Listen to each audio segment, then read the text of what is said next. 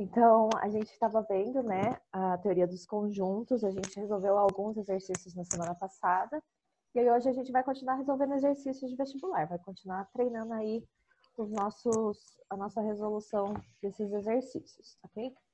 Então, eu também coloquei lá na plataforma aqueles exercícios estilo Enem, para vocês fazerem. Mas como a semana que vem a Isa tem prova, fica só para dia 15, depois do feriado.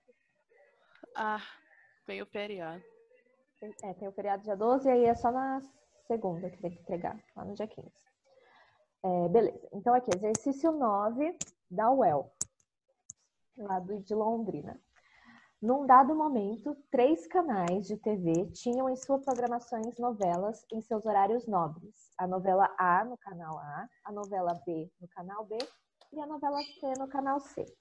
Numa pesquisa com 3.000 pessoas, perguntou-se quais novelas agradavam. A tabela a seguir indica o número de telespectadores que designaram as novelas como agradáveis. Então, a gente tem essa tabela aí com as pessoas falando de qual novela elas gostavam, da A, da B ou da C. Quantos telespectadores entrevistados não acham agradável nenhuma das 3 novelas? Ok? Então, aqui, como que a gente pode fazer? Vamos primeiro anotar aqui o nosso total, né? Pra gente não se esquecer. Nosso total, 3.000 pessoas. Eita, peraí.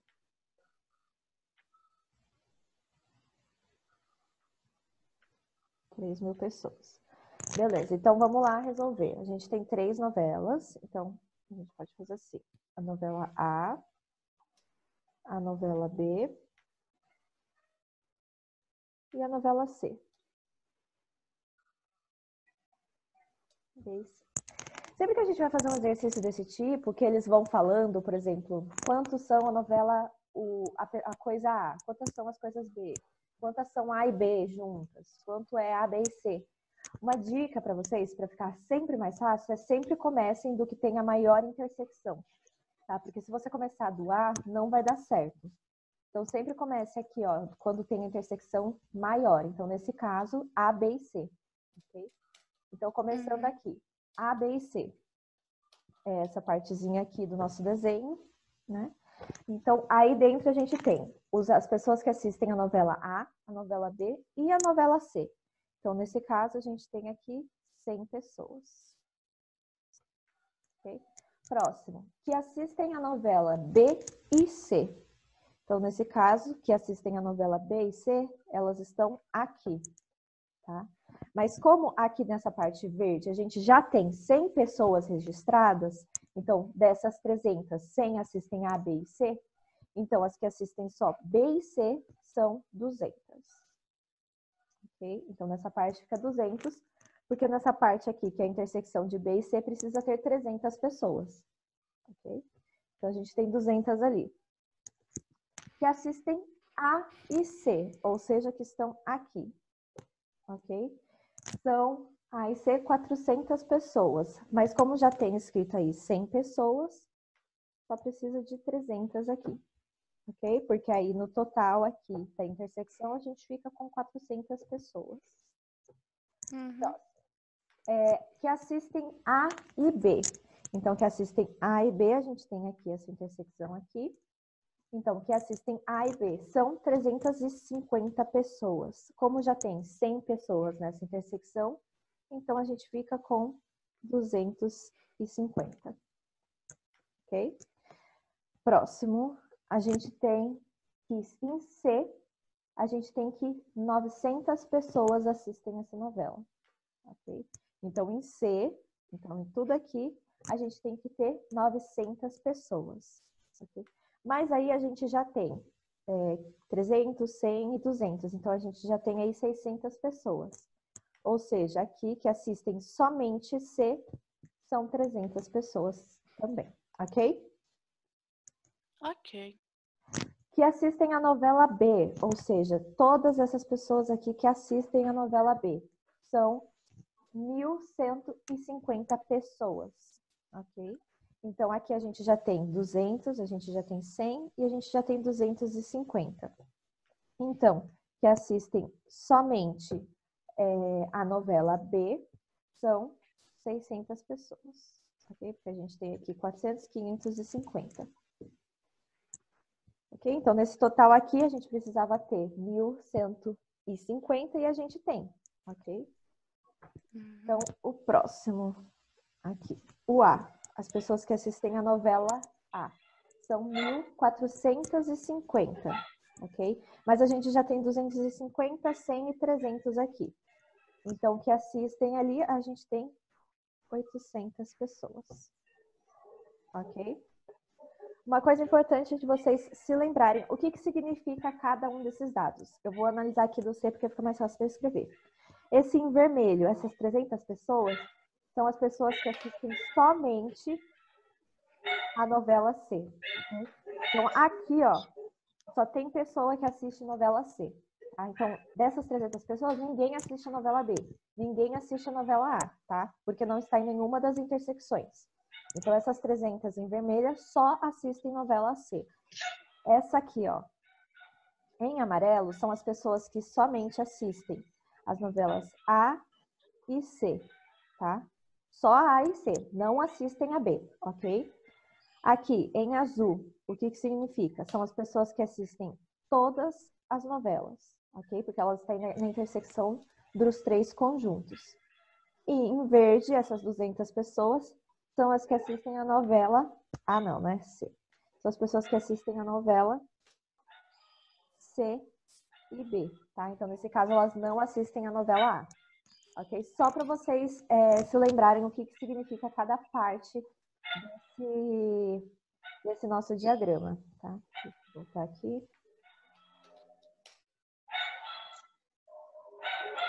Beleza.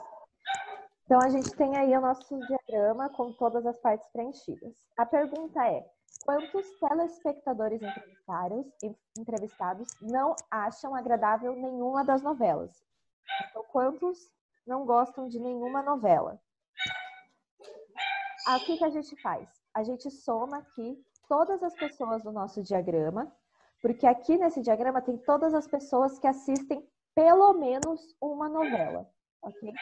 Então, o que a gente faz? Vamos somar lá todos os valores que a gente tem no diagrama. Então, vai somar lá 800, mais 300, mais 100, mais 250, mais 600, mais 200, mais 300, ok?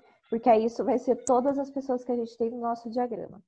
Quando você somar, a gente vai ter um total de... Peraí, vamos somar, né? 0, a gente fica com 5, 8, 9, 10, 11, 12, 13, 14, 14 mais 15, 20, 22, 25. Ok? A gente fica aí com 2.550 pessoas que assistem pelo menos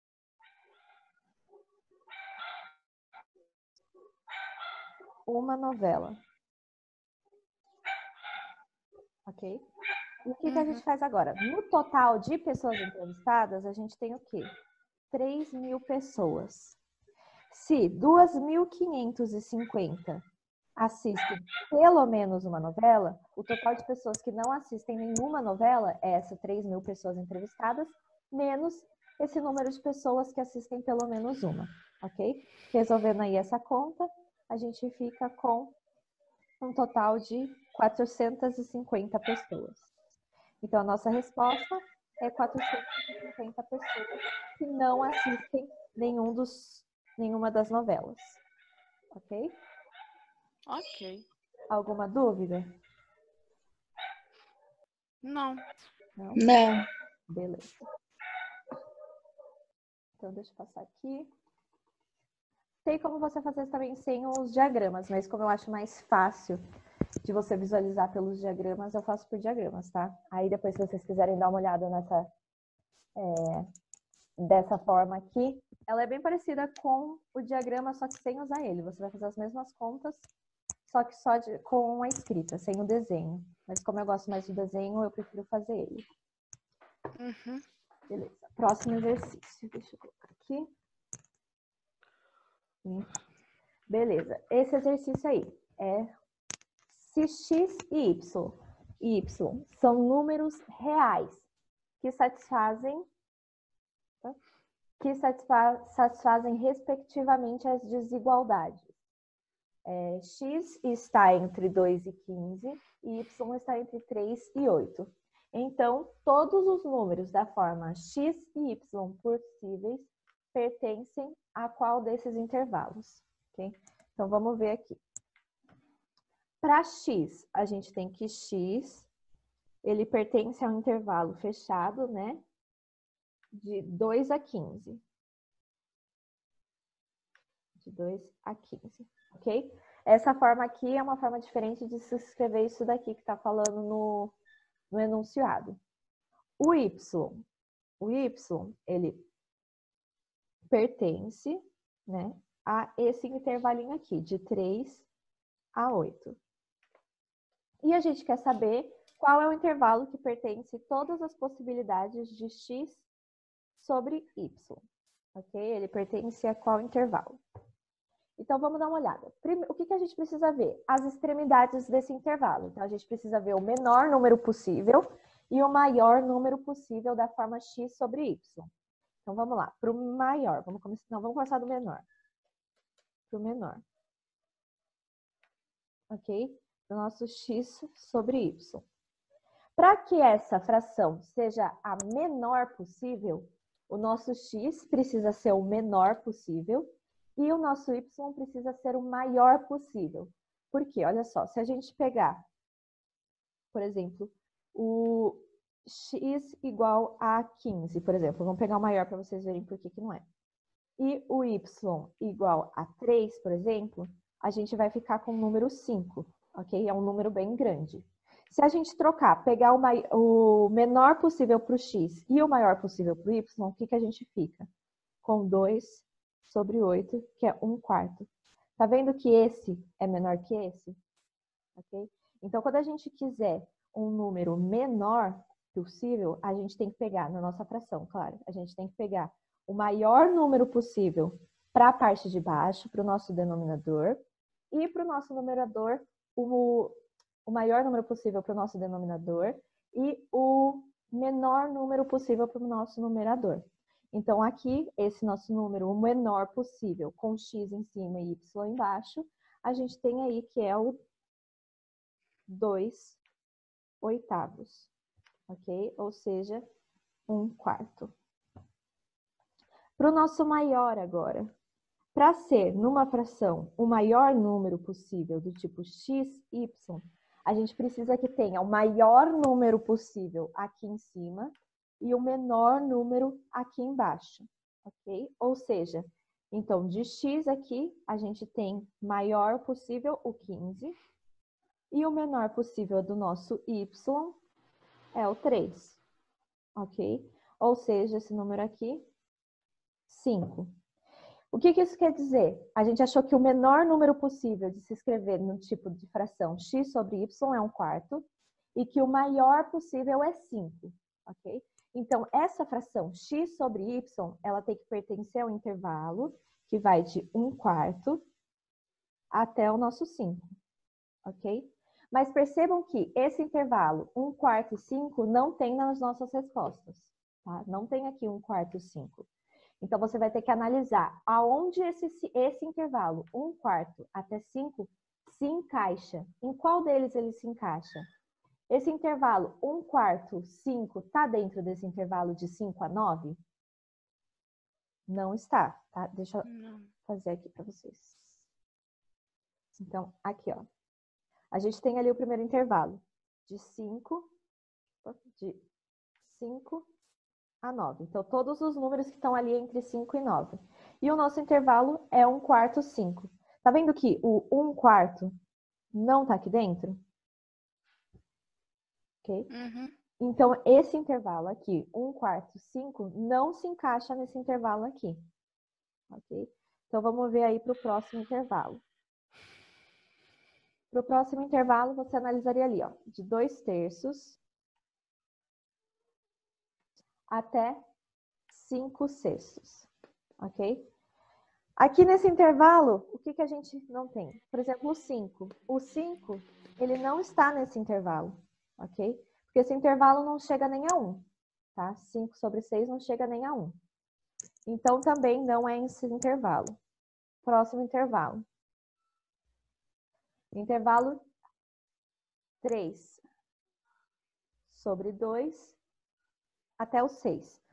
Aqui, o 1/4 também não entra nesse intervalo, ok? Porque 1/4, ele é menor do que 3 sobre 2, ok?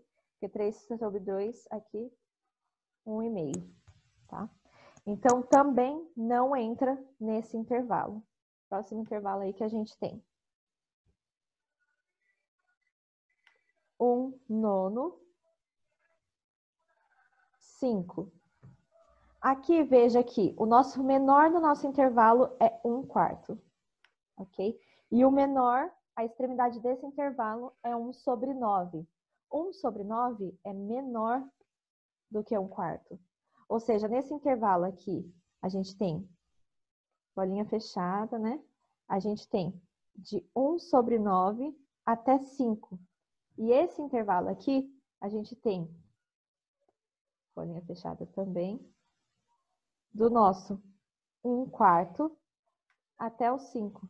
Então, veja que esse intervalo, ele também se encaixa nesse intervalo aqui. Ou seja, ele é um subconjunto desse intervalo de 1/9 até 5. Então, a gente tem que esse nosso intervalo de 1/4, 5, ele pertence aí a esse intervalo.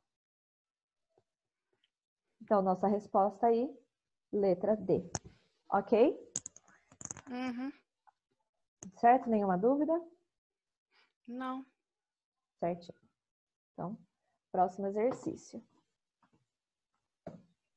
Ok, tem toda a resolução. Ok. Cadê a minha tela? Aqui.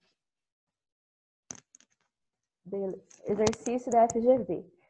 Considere as frações 1 sobre n e 1 sobre p, com n e p sendo números irracionais.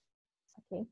Sobre os resultados da soma 1 sobre n mais 1 sobre p, afirma-se que pode ser. E aí a gente tem algumas afirmações e a gente precisa ver se elas são verdadeiras ou falsas, ok? Vamos aqui uma de cada vez. Nesse exercício, primeira coisa que a gente precisa se lembrar. Os números irracionais são aqueles que não podem ser representados na forma fracionária, ou seja, aquelas raízes que não têm número completo, por exemplo, a raiz de 2, que não tem uma resposta finita, que não seja uma dízima periódica.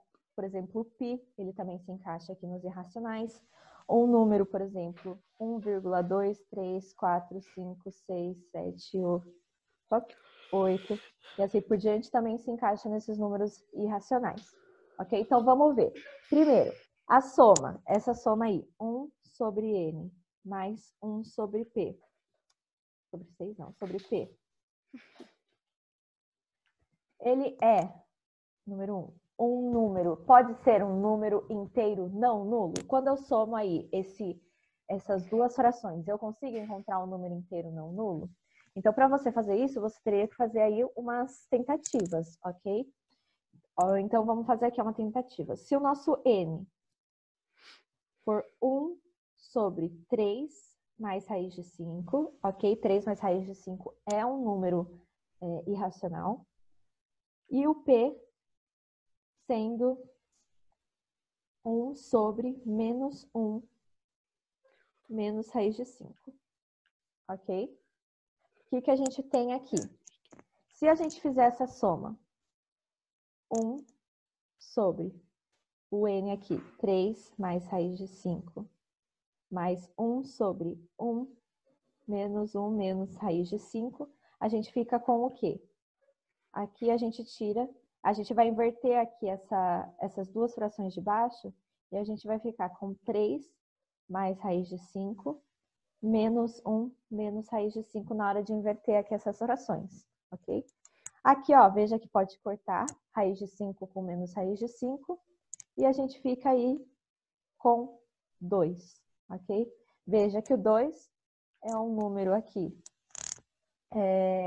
O que ele falou? Inteiro, diferente de 0, ok? Então, aqui, com esses números, a gente consegue fazer e encontrar que essa soma dá um número inteiro, não nulo. Okay? Vamos ver aqui para um próximo. Então, não. 1 é verdadeiro. Deixa eu ver se vocês enxergam. Verdadeiro. Vou anotar aqui no cantinho os verdadeiros. Beleza? Próximo. 2. Racional não inteiro. Então, uma fração, por exemplo. Então, vamos lá. Se o nosso n fosse, por exemplo, 2 sobre 2 mais raiz de 5, e o nosso p fosse aí 2 sobre menos 1 menos raiz de 5. Vamos fazer aí o 2, né? Vamos fazer aqui essa soma. Então, seria 1 sobre essa fração, né? 2 mais raiz de 5, mais 2 sobre 2 não, né? 1 sobre 2 menos 1 menos raiz de 5. Na hora que você inverte essa fração, o que você tem? Você fica com 2 mais raiz de 5 sobre 2, mais menos 1 menos raiz de 5 sobre 2. Fazer essa soma aqui, como a gente tem os dois denominadores iguais, a gente pode copiar ele aqui e fazer a soma dos de cima. Então, aqui, raiz de 5 com menos raiz de 5 vai sumir. 2 com menos 1, a gente fica com 1. Ou seja, a nossa resposta aí de 1 sobre n mais 1 sobre p, a gente ficou com uma resposta meio, ok? Que é exatamente esse 2. Uhum. Ok? Então, a nossa afirmativa aí 2, ela também é verdadeira. Então, 2 também é verdadeira. Afirmação 3. Dá para você pegar essa soma e dar um número racional. Ou seja, se a gente pegar n, por exemplo, se a gente pegar n, raiz de 2, e p, também raiz de 2, por exemplo. Vamos fazer 1 sobre raiz de 2 mais 1 sobre raiz de 2. A gente fica aqui com raiz de 2, somando 1 com 2 ali, a gente fica com 2 raiz de 2. Se a gente fazer aqui... Racionaliza. Exatamente. A gente fica com 2 raiz de 2 sobre 2. Dá para simplificar. Raiz de 2. Raiz de 2, que é um número irracional, que é exatamente isso que ele pede na afirmação 3. Ou seja, essa afirmação 3 também é verdadeira. Beleza. Próximo aqui. Afirmação 4. Afirmação 4. Dá para dar 0? Vamos ver. Aqui, afirmação 4. Se a gente pegar... Se a gente pegar aqui n como... 2. É porque o n tem que ser um número irracional. Se a gente pegar ele aqui, ó, 1 sobre raiz de 2 e p for 1 sobre menos raiz de 2. Vamos colocar lá na fração. 1 sobre raiz de 2 mais 1 sobre 1 menos raiz de 2. Quando a gente tem, aqui não sei se vocês se lembram, tá? Mas eu tô fazendo ele direto, mas deixa eu fazer aqui o exercício 20. Nas proposições abaixo, a gente tem que ver quais são verdadeiros, ok? A gente tem de 1 a 5. Então, vamos lá analisar uma de cada vez. Proposição 1, ok? A gente tem o quê? Que 3/5 pertencem a Q menos os números inteiros. Beleza. Então, será que 3 sobre 5 pertence a a essa diferença aqui? Então, aqui a gente tem o quê? Os números racionais, ou seja, os números que podem ser escritos na forma fracionária, menos todos os números inteiros, ok? Então, todos os números inteiros. Ou seja, aqui, quando a gente tem isso daqui, a gente tira todos os números inteiros, positivos ou negativos. Então, 3 sobre 5 ainda continua nessa diferença? Continua, tá? Por quê? Porque aqui, nesse conjunto, a gente não tem os números inteiros, mas a gente ainda continua tendo os números fracionários, ok? Porque aqui são todos os fracionários e aqui são todos os inteiros, ok?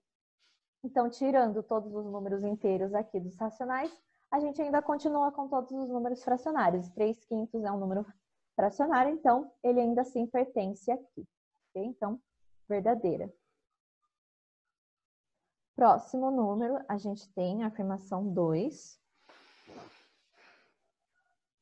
Ok? Afirmação 2. A gente tem aí 6 menos 9 pertence aos inteiros? Quanto que é 6 menos 9? A gente tem aqui...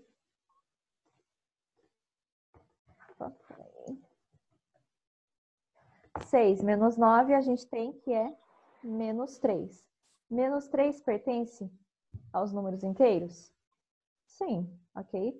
Os números inteiros são lá. Todos os números que vão lá do negativo. Menos 1, 0, 1, 2 e assim por diante. Ok? Então, menos 3 pertence aí aos nossos números inteiros. Então, essa alternativa também é verdadeira. Ok? Então, 1 e 2 verdadeira. Vamos ver a terceira. Terceira alternativa aí. Número 5 pertence aos reais menos os inteiros. Nesse caso, não é verdade, tá? Por quê? Porque você está tirando todos os números inteiros, tá? Você está tirando lá os números lá negativos, ok? Menos 2, menos 1, 0, 1, 2, 3. Quando você está tirando os números inteiros, então você está tirando todos os números naturais, todos os números inteiros positivos. 5 é um número inteiro positivo, ou seja, não pertence aí a esse conjunto aqui, ok? Então, essa é falsa, ok? Próximo aí, exercício, o número 4. Raiz de 9 pertence aos reais menos, aqui, os nossos racionais? Raiz de 9 é o quê? 3, certo? Então, será que 3 pertence aqui aos reais menos os racionais? Quando você tira os racionais, você tira o quê? Você está tirando todos os naturais, você está tirando todos os inteiros e você está tirando todos os números que podem ser escritos na forma fracionária. Então, você está tirando todos eles, ok? Como 3 é um número natural, você está tirando, então, o 3 também. Ou seja, o 3, ele não pertence aí a esse conjunto R menos Q. Ok? Então, é falsa. Próxima, 5. Alternativa 5. A gente tem 3 aqui. Raiz cúbica de menos 5. Pertence aos reais? Nesse caso, ele pertence aos reais. Por quê? Ah, mas professora, não existe raiz ali com número negativo. Existe se aqui você tiver um número ímpar, ok? Então, nesse caso aqui, isso é verdadeiro, ok? Por quê? Se você for fazer lá a conta, se você até colocar numa calculadora, você acha lá que isso daqui a resposta dele é o quê? Menos 1,7099, ok? E esse número, ele pertence aí aos números reais, ok? Então, nesse caso aqui, essa afirmativa aqui também é verdadeira. Ou seja, a gente tem verdadeiras 1 2 e a 5. Então, nesse caso aí, a alternativa C. Ok? Próximo aí, exercício. Exercício aqui. Exercício 22. Frente. José e Geraldo foram a uma padaria e compraram 7 e 8 broas de milho, respectivamente. Luiz chegou logo após os dois e, como as broas de milho tinham acabado, propôs a José e Geraldo que dividissem com ele as que haviam comprado, de modo que cada um ficasse com 5 unidades. Feita a divisão, em agradecimento, Luiz deu R$ 5,25 aos amigos, sendo R$ 2,45 a José e o restante a Geraldo, causando a indignação de um deles, que reivindicou que deveria receber uma quantidade maior. É correto afirmar, por de justiça, que... Então, nesse caso, o que a gente tem? Vamos anotar aí. A gente tem que José e Geraldo foram à padaria e compraram 7 broas e 8 broas, respectivamente. Ok? Luiz chegou lá e pediu para pegar, então, 5 broas aí deles. Ok? 5 broas, de modo que cada um ficasse com 5 unidades. Ou seja, o José, ele deu 2 broas e o Geraldo deu 3 broas aqui para o Luiz. Ok? Como o Luiz deu? O Luiz, ele deu aí R$ 5,25. Vamos ver para por quanto ele pagou cada broa. Então, se ele tinha R$ 5,25 e ele pegou 5 broas, então cada broa aí que ele comprou foi 0, vamos fazer a conta, né? Deu 0,75, se eu não me engano, 0,80. Deixa eu ver aqui. Deu... Não. Desculpa aí. Deu 1,5. Ok? Se você fizer aqui, né? A gente fica com 250, 0, 250, 0. Ok? Então, cada broa, nesse caso, custou quanto? R$1,05. Beleza? Então, daqui a gente tira aqui cada broa. Então, uma broa, ela saiu custando R$1,05. Mas ele pagou para cada um quanto? R$2,45 para José. E para o Geraldo, ele deu quanto? Se tinha 5,25, 2,45, ele deu aí R$2,80, ok?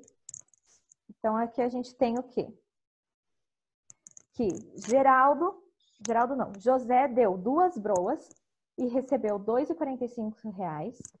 O Geraldo deu 3 broas e recebeu R$2,80. E o Luiz e o Luiz ficou com 5 broas. E cada broa, ela custaria, né, se ele desse exatamente, R$1,05. Então, por que Geraldo ficou bravo? Porque, supostamente, como ele deu 3 broas, ele tinha que ter recebido 3 vezes 1,05. Ou seja, ele tinha que ter recebido R$3,15. Certo? Se ele deu 3 broas, ele tinha que ter recebido aí o dinheiro suficiente para pagar as 3 broas, ou seja, R$3,15. Mas ele recebeu quanto? R$2,80. Ok? Então, por que ele ficou bravo? Porque ele recebeu 0,35 centavos a menos do que ele deveria ter recebido. Ok? Então, essa divisão aí que o Luiz fez na hora de pagar não foi justa. Por quê? Porque ele não deu o valor que ele deveria ter dado. Ele deveria ter dado R$3,15. Ok? Ok. Quer que eu repita? Quer que eu faça de novo? Por mim, não. Não? Por mim também não. Não? Beleza. Ok? Tem um exercício desse, tem uma história dessa que ela é bem legal. Ela tá no livro O Homem que Calculava. é uma história em que ele conta como mais ou menos você faria aí essa divisão justa, como você faria a divisão justa, divisão exata e uma outra divisão. Tá no livro O Homem que Calculava. Depois eu passo para vocês. Ela é bem legal. E aí ele explica certinho como que funciona.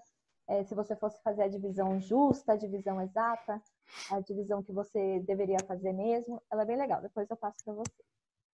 Ok? Então, aqui está a resolução depois, se vocês quiserem ver. Aqui, próximo exercício. A gente tem aí exercício da UFRJ. Manuel, Joaquim e Antônio olham num certo instante para dois relógios, A e B, que só indicam horas e minutos. Naquele instante, A e B indicavam, respectivamente, 11h51 e 11h53 minutos. Diante dessas condições, segue-se o seguinte diálogo entre os amigos. Nessas condições, a dedução lógica é que a defasagem entre A e B é de 120 segundos, disse Manuel. Não, só podemos garantir que a defasagem entre A e B é de, no máximo, 120 segundos. Contesta Joaquim. Vocês dois estão enganados. Com esses dados, só é possível concluir que a defasagem entre A e B é de pelo menos 120 segundos, afirma Antônio.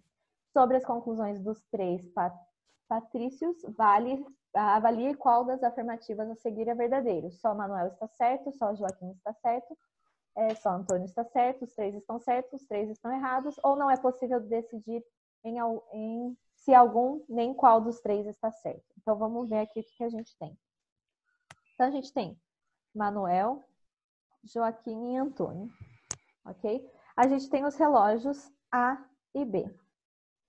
Quando eles olharam aí para o relógio A e B, a gente tinha o quê? Que no relógio A eram 11 horas e 51 minutos e que no relógio B era 11 horas e 53 minutos. Ok? Então, vamos ver. A primeira afirmação aí é a afirmação do Manuel. Manuel disse que nessas condições, pela dedução lógica, a gente tem que a diferença aí entre as horas de A e B é de 120 segundos, ok? Mas como esse relógio não está marcando os segundos, ele não pode afirmar isso. Por quê? Vamos dar uma olhada se tivesse os segundos. Se tivesse 11 horas, 51 minutos e 0 segundos, por exemplo, e nesse outro relógio fosse 11 horas, 53 minutos e 59 segundos, a gente teria o quê? Uma diferença aí de 60 segundos primeiro, mais 60 segundos, mais 59 segundos aqui, ok? Ou seja, se a gente fizesse, se os relógios eles estivessem em 11h51 e 0 segundos, e 11h53 e 59 segundos, ele não estaria em 120 segundos de diferença, ok? Estaria com mais, tá? Estaria com 179 segundos de diferença, ok? Então, M está errado, tá? Essa diferença aí não é de 120 segundos. Com esse mesmo exemplo, a gente consegue ver aí que o Joaquim também está errado, porque ele falou o quê? Com essa defasagem, a gente garante que, no máximo, essa diferença é de 120 segundos. E a gente acabou de ver aqui que pode ser 179 segundos de diferença. Ok? Sendo assim, o José também está errado.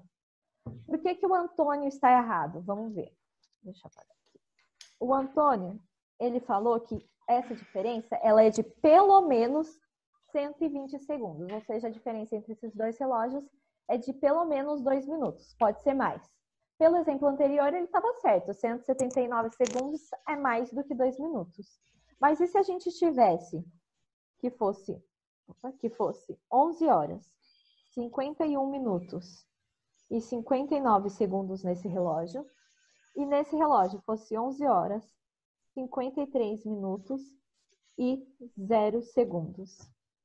Então, nesse caso, a gente tem uma diferença aí nesse caso aqui, a gente tem uma diferença de 60 de 62 segundos, ok?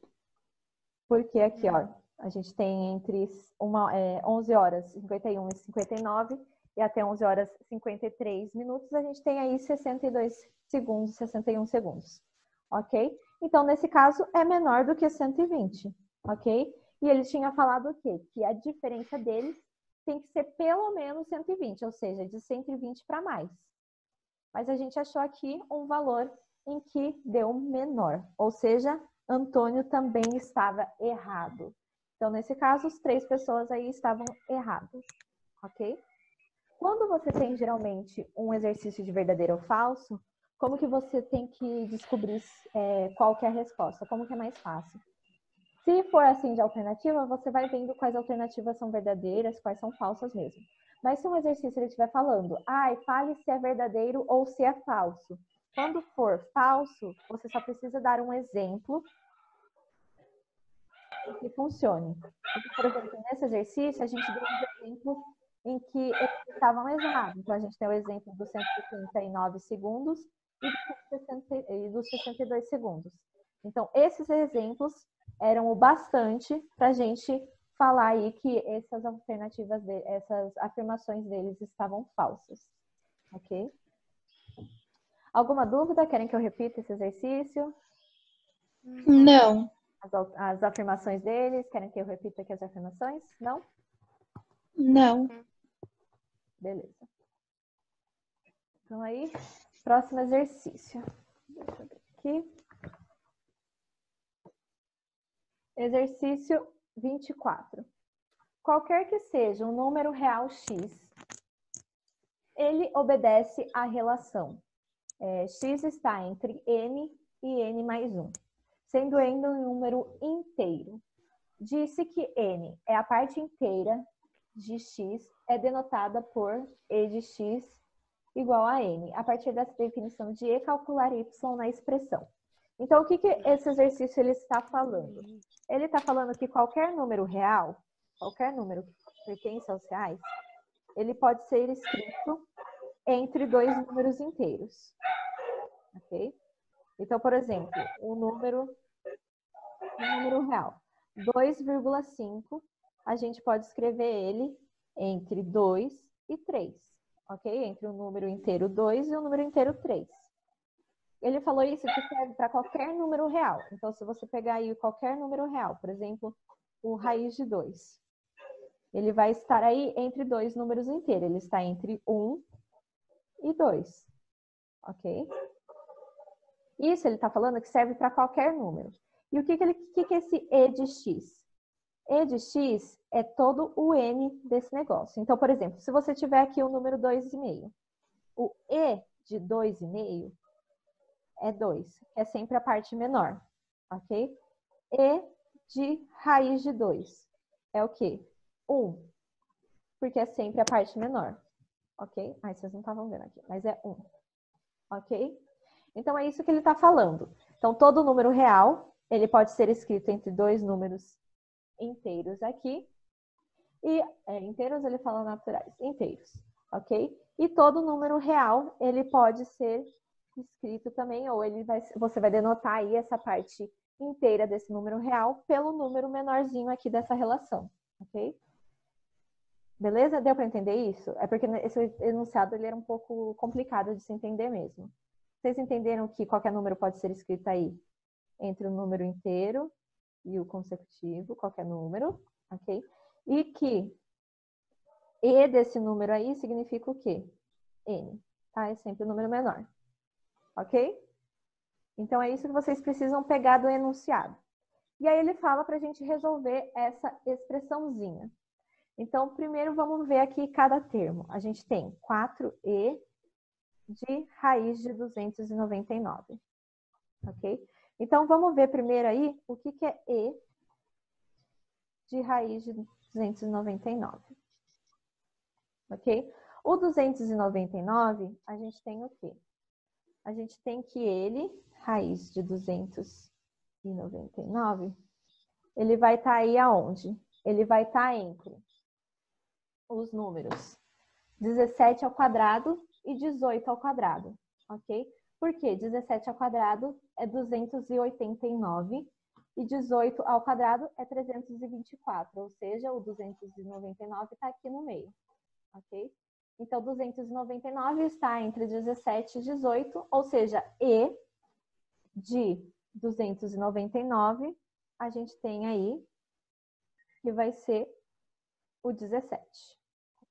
Aqui, vai ser o 17, beleza? Próximo, log de base 5 de 127. A gente tem o quê? Que log de 127 na base 5 é um número k, tá?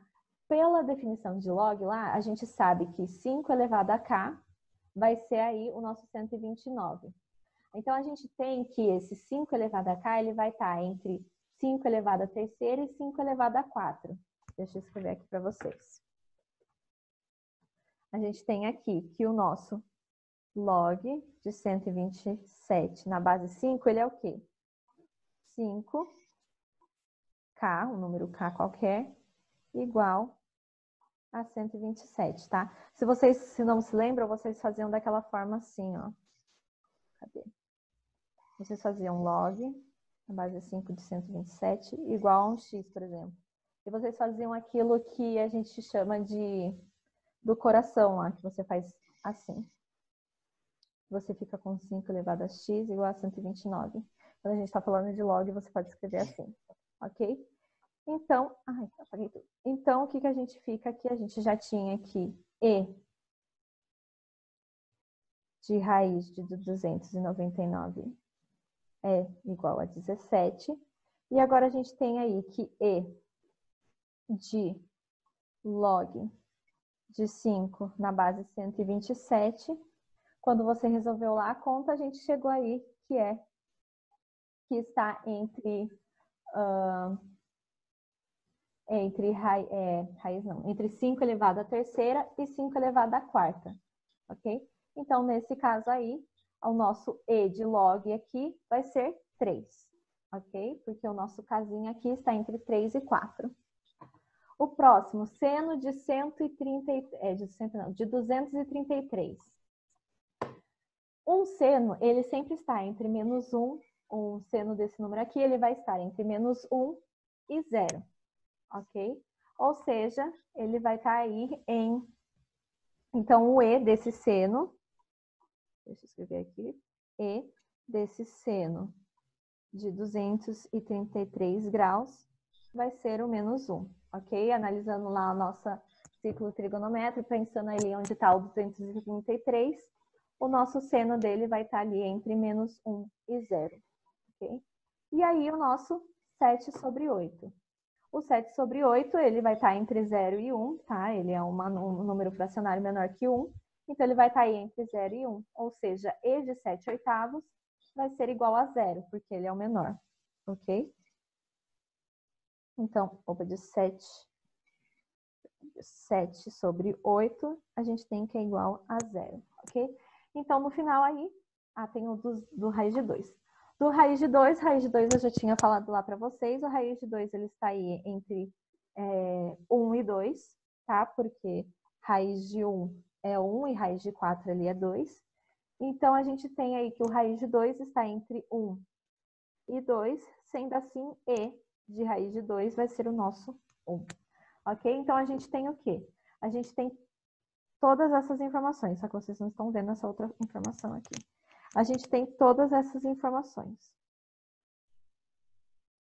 Igual a 1. Ok? Então, a gente tem que esse valor aqui, E de 299 é 17, que o E desse log é 3, que o E desse seno é menos 1, o E dessa fração é 0 e E de raiz de 2 é 1. Fazendo isso, para você resolver essa expressão, é só você trocar aqui, ó, E de 299, troca por 17. E de log, você vai trocar aí por 3. E de seno, você vai trocar por menos 1, e assim por diante.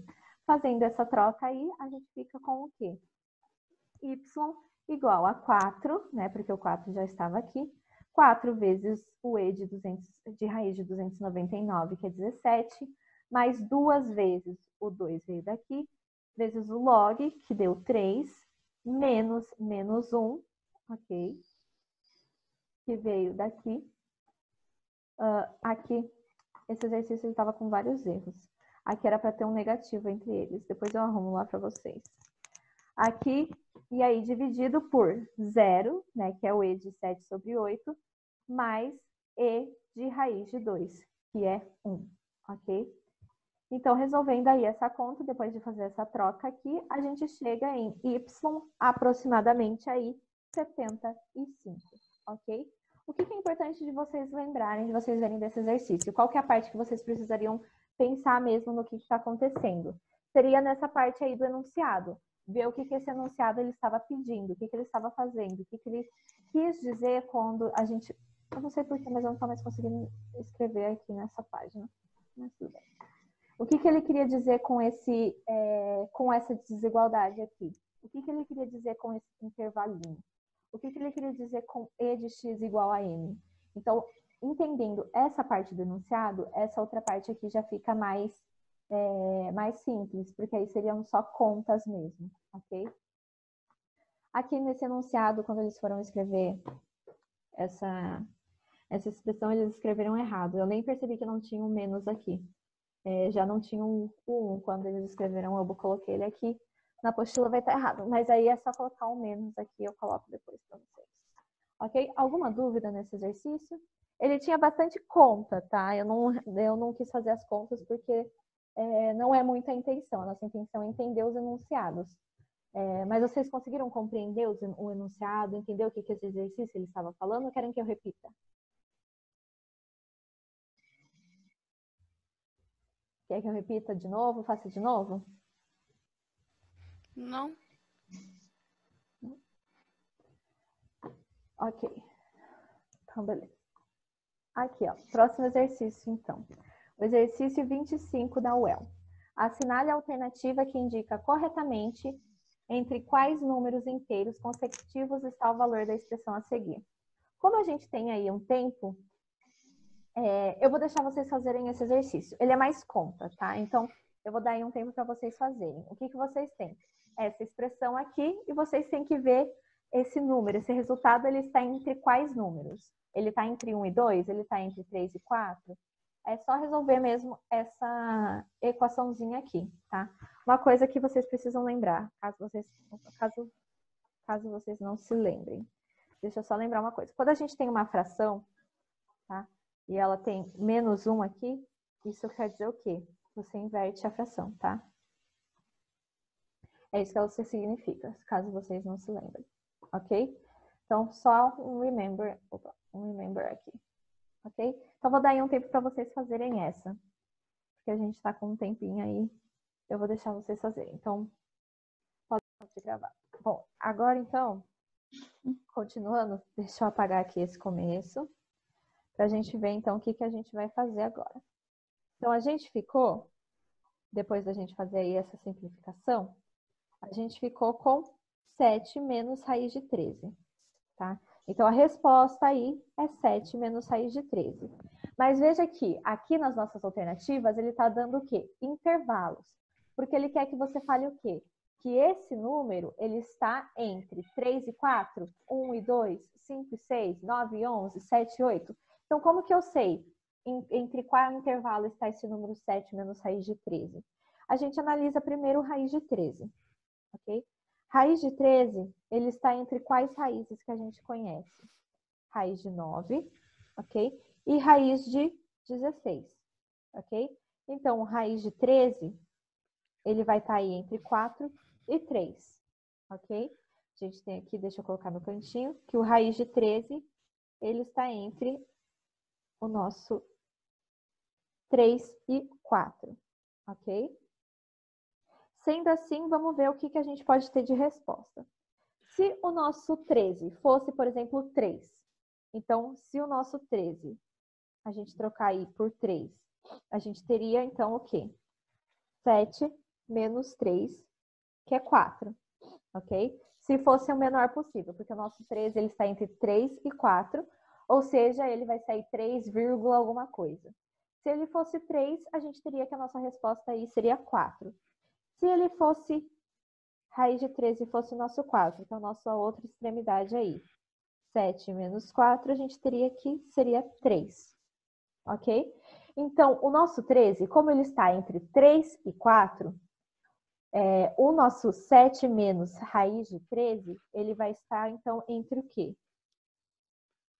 Ele vai estar entre 4 e 3 também. Porque a gente fez aqui, ó, essa conta. Se ele fosse da extremidade menor e se ele fosse da extremidade maior. Ou seja, a resposta da nossa expressãozinha aí que nos deram, ela está entre 3 e 4. Ok?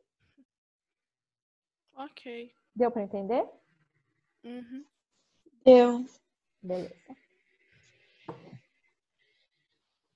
Então, aqui esse exercício. Esse é o último exercício para a gente terminar. Então, ele é o quê? Ele é uma análise mesmo. Esse exercício aqui não tem nenhuma conta. A gente é mais pensando mesmo no que a gente tem. Deixa eu até ver. Isso. A gente tem, então, essa representação geométrica dos números reais. Então, a gente tem essa reta aqui com os números, né? Menos 3, menos 2, menos 1, 0, 1, 2, 3. E a gente tem esses números que a gente não sabe exatamente quais são. Então, a gente tem o A, B e C. E a gente tem que verificar quais dessas afirmações elas são verdadeiras. Então, afirmação 1. A gente tem o quê? Que B sobre C é menor que 1. B sobre C é menor que 1? Vamos ver. O B, ele está aqui, né? O nosso B, ele está entre 0 e 1. Ok? Então, ele é um número, o B, ele é um número entre 0 e 1. O nosso C, cadê o nosso C? Ele é um número maior que 3. Ok? C é um número maior que 3. Então, será que esse número B sobre C, ele é menor que 1? Então, vamos ver. Se a gente trocasse ali esse nosso B sobre C pelo número menor possível de B, 0, e o nosso C, 3, a gente teria 0, ok? Então, nesse caso, seria menor que 1. Tá? Se a gente trocar ali pelo nosso maior número, B sobre C pelos nossos maiores números. Maior número aí, 1. E o nosso C aí, se a gente trocasse por um número maior, por exemplo, 5, tá? Porque ele vai ali até pra frente. Pode ser um número aí qualquer. Okay? Nesse caso, ele está entre o 3 e o 4. Então, vamos trocar aqui ele por 4 para ficar melhor. 4. Então, deu 1/4. Tá vendo que 1/4 também é menor do que 1. Ok? Então, o nosso B sobre C, ele é menor que 1 sempre. Ok? Ok. Sempre fazendo essas análises aí de onde estão as nossas incógnitas. O 2, ele é A mais B maior que 0. A está entre menos 3 e menos 2. O nosso B, é B, né? B está entre 0 e 1, ok? Então, se a gente fizesse, vamos comparar aí com os menores e com os maiores. Dá para fazer só olhando, você consegue descobrir só olhando. Mas vamos ver, se a gente tivesse menos 3 mais 1, a gente tem menos 2, ok? Então, a gente pegou aqui essa extremidade com essa aqui. Se a gente pegar menos 2 mais 1 também, vamos ver. Menos 1 também é um número menor que 0, ok? Se a gente pegasse aí menos 3 mais 0, que é essa extremidade aqui de B, dá menos 3, também é menor que 0, menos 2 mais 0 também é menos 2. Então, tá vendo que todas as nossas opções, elas estão dando menor que 0. E aqui o que está falando na B? Que A mais B é maior que 0, mas está errado, tá? É menor do que 0. Então, ela estaria verdadeira essa 2 se a gente tivesse que A mais B fosse menor do que 0, ok? Você acha isso fazendo os testes das nossas extremidades de A e B, ok? Então, 2 é falso. Exercício não, afirmativa 3. B vezes C é menor do que C. Então, o que a gente tem aqui? B vezes C é menor do que C. É uma inequação. A gente pode fazer o quê? B é menor que C sobre C? Tá vendo que eu passei para lá, ok? Ou seja, B é menor do que 1? Sim. Sim, ok? Exatamente. Ali a gente tem que B está entre 0 e 1, então B é menor do que 1. Ok? Então, aqui foi só resolver mesmo assim na equaçãozinha aqui. Próxima afirmativa. 4. Ok? A gente tem A vezes C é maior do que B. Vamos ver. Tem várias formas de você resolver. Se você quiser passar para o outro lado para ver, porque a gente já sabe aqui ó, que B sobre C é menor do que 1, pode fazer. Mas vamos ver aqui. A gente tem A é um número entre menos 3 e menos 2. C é um número entre 3 e 4. E a gente tem que B é um número entre 0 e 1. Ok? Veja que quando a gente fizer, que a gente tem que o número A é um número negativo, tá? Isso é com certeza. A é um número negativo entre menos 3 e menos 2. C é um número positivo. A gente tem isso. Quando a gente fizer A vezes C, a gente vai ter um número negativo multiplicado por um número positivo. Então, a gente vai ter o quê? Um número negativo, ok? Quando a gente fizer aqui essa multiplicaçãozinha. Como A é negativo e C é positivo, menos com mais, a gente vai ter um número negativo, ok? Então, AC é um número negativo. AC, então, é maior que B? Não, porque B é um número positivo, ok? Ele está entre 0 e 1, ele é um número positivo. E AC é um número negativo, ou seja, AC tem que ser menor do que B. Ok? Ok. Querem que eu refaça esse último aqui ou não? Não. Não? Tá? Então, esse daqui foi observando aí a regrinha de sinais, tá? Porque o número negativo, ele é menor do que o número positivo, tá? Porque a gente tem lá aqui os números negativos e os números positivos. Negativos é sempre menor que os números positivos, ok? E quando a gente fazer aquela multiplicação de menos com mais, dá um número negativo, então ele vai estar desse lado aqui. E o nosso B, ele está aqui, né? B. Então, ele é maior mesmo. Ok? Alguma dúvida nesse daqui? Quer que eu repita alguma das afirmações? Não. Não? Beleza. Então, aqui estão as respostas, depois se vocês quiserem. E esses são os exercícios que a apostila falou para eu fazer com vocês.